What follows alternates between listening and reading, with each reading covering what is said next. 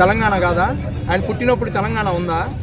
ఆయన ఇక్కడేగా పెరిగింది. వాళ్ళ అన్న మొన్న కోవిడ్ అప్పుడు ఎన్ని సిలిండర్లు ఇచ్చాడన్నా? అప్పుడు ఏమన్నా ఆయన ఫీలింగ్స్ చూశాడా? బ్లడ్ బ్యాంక్ పెట్టింది ఎవరి కోసం అన్నా? ఆంధ్ర వాళ్ళ కోసం పెట్టాడా, తెలంగాణ వాళ్ళ కోసం పెట్టాడా? 10 మందికి సేవ చేయడానికి పెట్టాడన్నా. ఆ కుటుంబం నుంచి వచ్చిన పవన్ కళ్యాణ్ని మీరు విమర్శించేది ఏందమ్మా? మీకు ఏంది ప్రాబ్లం అసలు ఆయన వల్ల? ఆయన ఏం చేశాడు? మీకు ఏమైనా హాని చేశాడా? మిమ్మల్ని ఏమైనా తిట్టాడా? పక్కన తిరిగే సామాజిక వర్గం కూడా డిఫరెంట్ క్యాస్ట్ వాళ్ళు ఉంటారన్న ఆయన దగ్గర. ఆయన చాలా గౌరవిస్తాడు అందరినీ. వన్నగట్టు ఆంజనేయ స్వామికి ఇచ్చాడనేది కాదన్న, అట్లాంటివి చాలా చేశాడు. ఎంతోమంది పేదలు చాలా సఫర్ అవుతుంటే ఆయనకు వచ్చిన డబ్బులు కూడా ఏసీఎఫ్ అని పెట్టి ₹1 కోటి ఉంటే ₹1 కోటి ఇచ్చేసాడు. సో చాలా ఆయన మెంటాలిటీ చాలా మంచిది.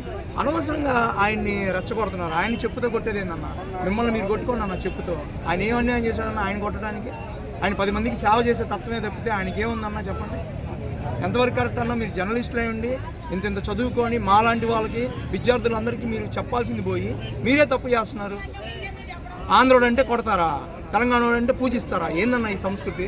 ఆంధ్ర ఏంది, తెలంగాణ ఏందన్న? అందరం బతకడానికి వచ్చాం. ఒకరినొకరు గౌరవించుకోవాలన్నా, ఏ ఏరియా వాడైనా సరే. అది లేనప్పుడు ఇంకెందుకన్నా మనం ఏమన్నా పాకిస్తాన్లో ఉంటున్నామా? తెలంగాణకు సంబంధించిన తరుణం కానీ అప్పట్లో ఉన్న ఎన్నో రూల్స్ని, మన రజకార్లో ఉన్న రూల్స్ అన్నీ ఎన్టీ రామారావు గారే వాషౌట్ చేశారు. అలాంటి కృతజ్ఞత లేకుండా ఆయన విగ్రహం, ఆయన ఘాటు కూడా తీసేస్తాము అంటారు. తీయగలరా? టచ్ చేయగలరా? అన్న, ఇక్కడ మనం అనుకుంటాం కానీ టౌన్లో ఉండే వాళ్ళంతా ఆంధ్ర వాళ్ళే ఉన్నారు ఎక్కువ శాతం.